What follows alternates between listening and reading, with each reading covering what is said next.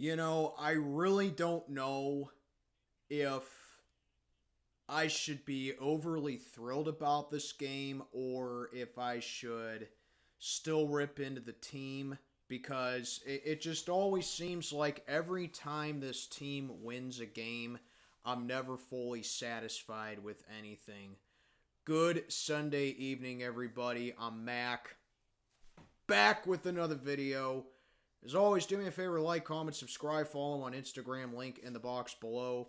Once again, thank you all for tuning into my stream that I had for tonight's game. It's always greatly appreciated.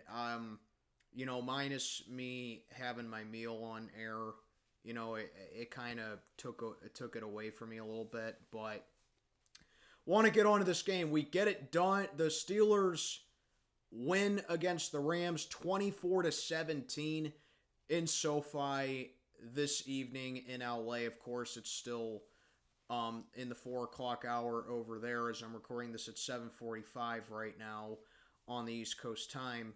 But like I said,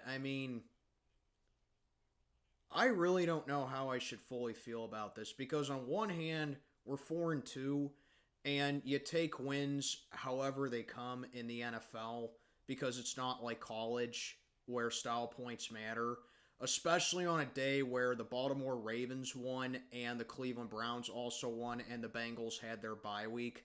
So it would look real bad on our part if we came up short in this game. And once again, like in our last win, which was against the Ravens, it kind of seemed more like the Rams lost the game more than we won it. And if that's how this team is going to come up and come in prepared and battle and earn W's against teams, I'm sorry, it's just not a good look.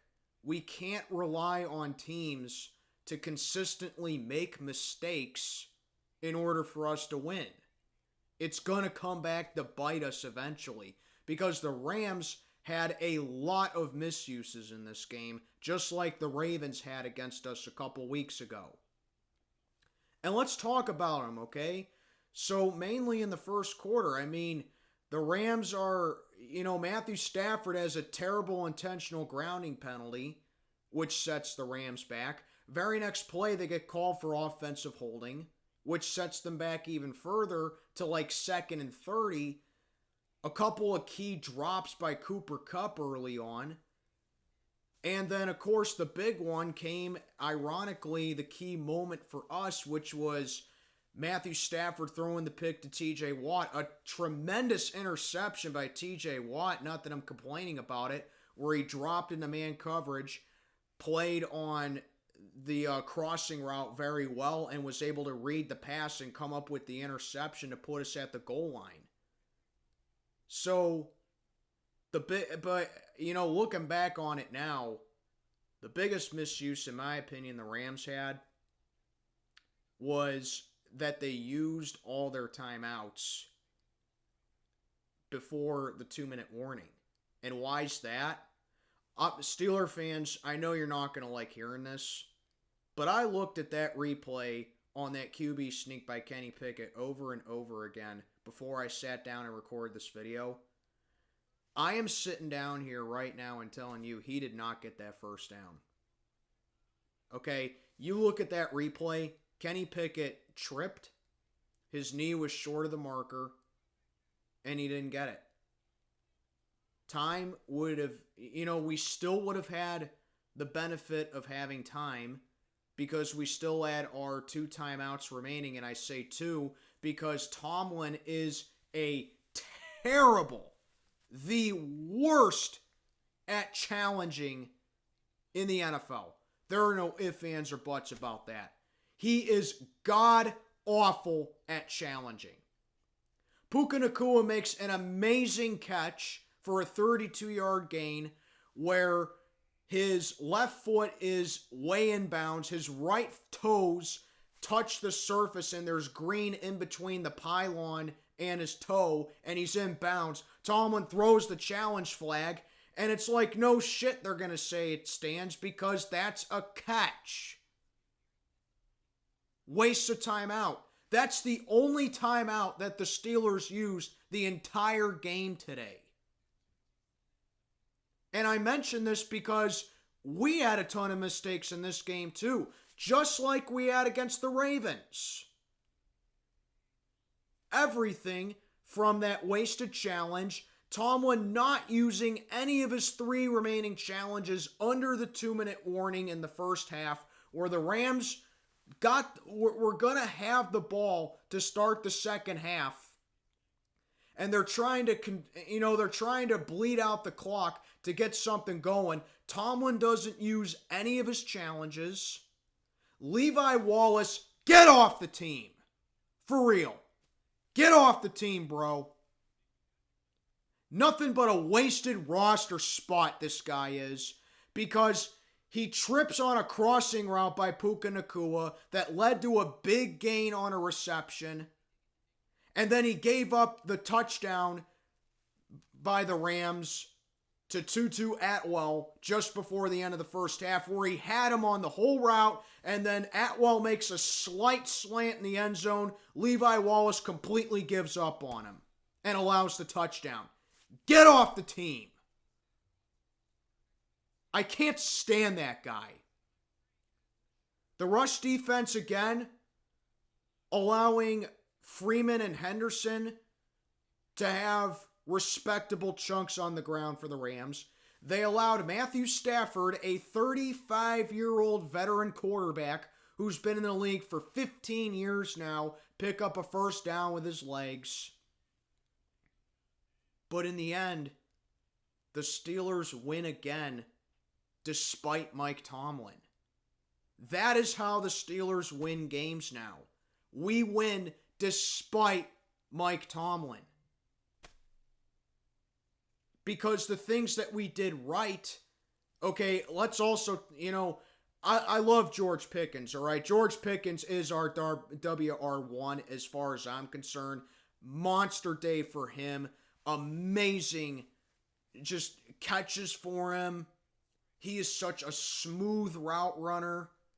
And he came up with some great plays, and he opened up a lot of Kenny Pickett's opportunities with his hands and his passing. George Pickens is your WR1. Like, period, point blank. Came up with the biggest catch for us in the game on third down, where he was across the middle. He was tackled at midfield for a big chunk. Jaylen Warren, make him your RB1 right now. Because, hey, as much as I like to see Najee Harris running the ball effectively tonight, because for his standard, he had a good game. Najee did, for his standard. But Jaylen Warren, Najee had the go-ahead touchdown to make it 24-17, which was your final score. Jaylen Warren had the go-ahead touchdown that was set up by TJ Watt, which in my opinion, that won us the game right there. TJ Watt's interception. Not the refs, not Pickens, not Warren, but it was TJ's interception. So I guess you can say, once again, the defense bailed us out. The pressure was there with Matthew Stafford for the most part. We were getting to him. And, yeah, Highsmith got in there, got in his face. Nick Herbig, his first career sack. I want to see this guy more and more as the weeks go by. But as I was going to say with Pickens before it, blanked my mind, George Pickens, for as much as I like him, you cannot have a block in the back penalty like that. Because Deontay Johnson, as much as I like to see it too, Deontay Johnson, his first game back, he did really well. He came up with some great catches. He ran good routes, had a couple of decent chunks of yards.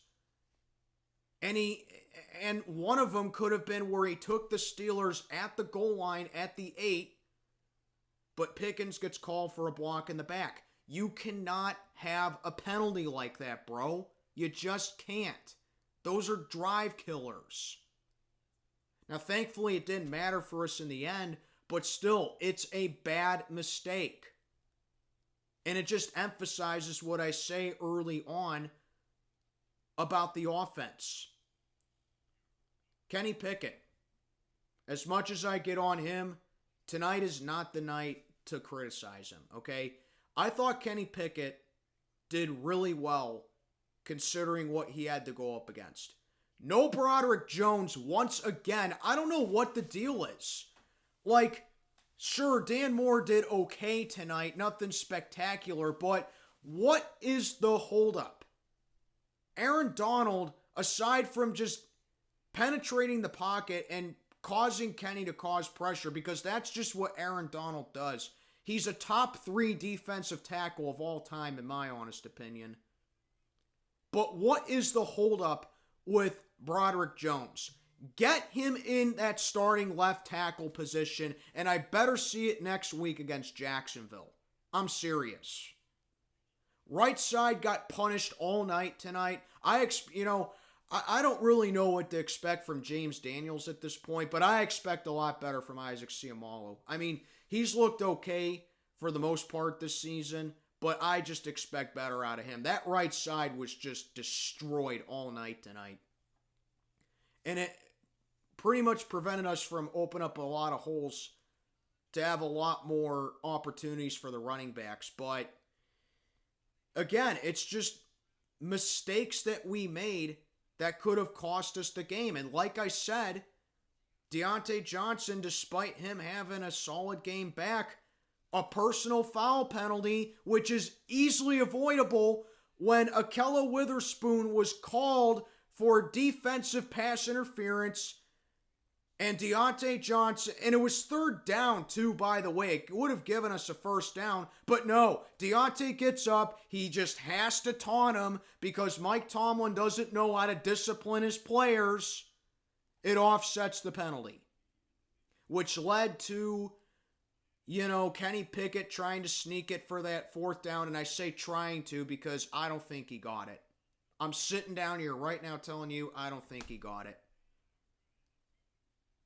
And then I think this is going to be addressed more with my, I guess you can say, a Victory Monday tomorrow. Matt Canada, just stay in LA, bro. For real. Just stay in Los Angeles. Because the Fox crew was panning to him up in the press booth so many times in this game. And even with the go-ahead touchdown and the game-tying touchdown, this guy shows no fire and no emotion whatsoever. And I don't know why. I mean, you'd think that going up against a good team in the Rams, where your offense has been sputtering all season and you're bottom in the league in points scored, and you're not getting any kind of continuity with your offense. Now your run game picks up the pace in the second half. Your offense in general picks up the pace in the second half. And it comes up with 2 crucial touchdowns to basically win you the game. He just sits up there and you'd think he's like passing a kidney stone or something. What's the deal, man? You can't even crack a smile? You can't even get a little excited? You can't even put your arms up in the air like you're on a roller coaster? None of that? Just stay in LA. Because it's needless to say that I'm done with the guy. I've flaunted that dead horse so many times. But now he can't even get excited when his team and his offense is about to win the game. You're not a Steeler. If that's the case, Canada, you're not a Steeler. You don't represent that logo. You don't represent that logo. You just don't. So, it's just another sloppy win by the Pittsburgh Steelers. Does it change anything about what I think of the team this year? Not really. All it is just another W in the win column, and we have another tough game next week, which I'll say this much, I'll give him credit. If we play offense like we did against the Rams in this one, we might have a chance to beat Jacksonville. But like I but like it just keeps on going. The Jags are one of the top echelon teams. They're a solid offensive squad. I just don't know about next week, man. But as always, I'll take the win. We'll build off of it from there.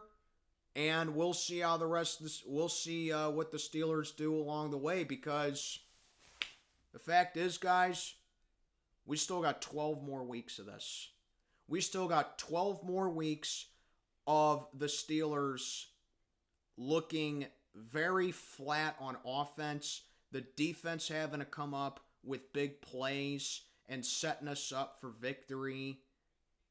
It's a very hollow 4-2 that we are, is my main point. And it's just another win in spite of all the mistakes that we made and in spite of Mike Tomlin.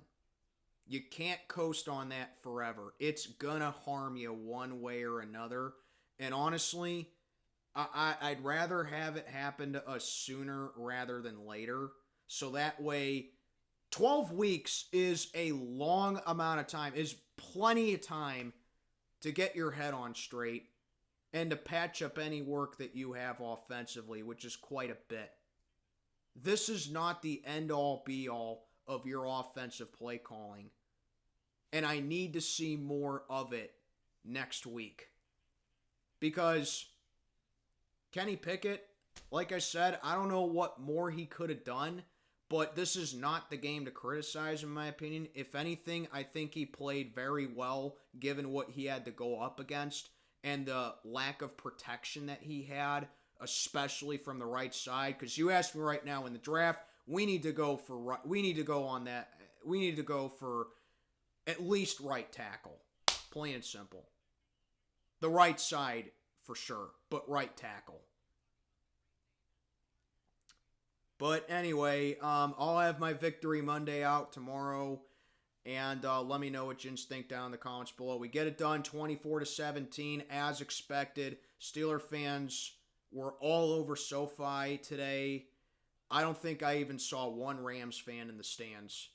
Well, I mean, obviously there were Rams fans there, but I didn't see any when Fox showed it, because it was all Steeler fans. That's just how well we travel. I didn't hear the chants, because probably Steeler fans think that, oh, well, we won, all is right in the world. No, we still have a lot of work to do, guys.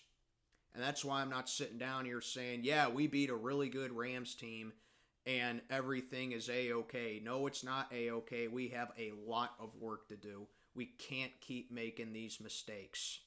Like that block in the back. Like that wasted challenge. Like that, what do you call it? That personal foul on Deontay Johnson. Like that one pass by Kenny Pickett. If you want to criticize Kenny Pickett on anything, it was his terrible throw across the field into three Rams in coverage that should have been picked off, but it wasn't picked off. And, of course, the intentional grounding by Kenny Pickett. Just more mental mistakes and all the holdings that we had as well. You just can't make those mistakes. Okay? You just can't. But you take the win and you actually build off of it. And I want to see more of that moving forward. But yeah, let me know what you think down in the comments below. This is my review and my recap. I'll see you tomorrow. Mac, checking on out for the day. Have a good one, everybody.